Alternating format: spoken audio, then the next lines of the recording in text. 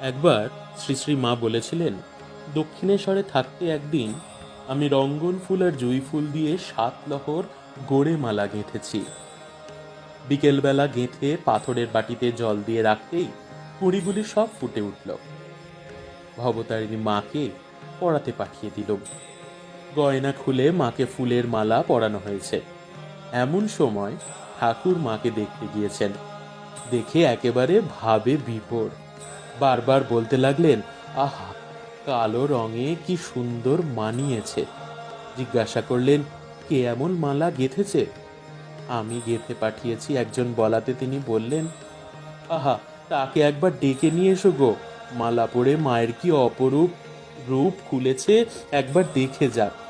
বৃন্দে ঝি গিয়ে আমাকে ডেকে নিয়ে এলো।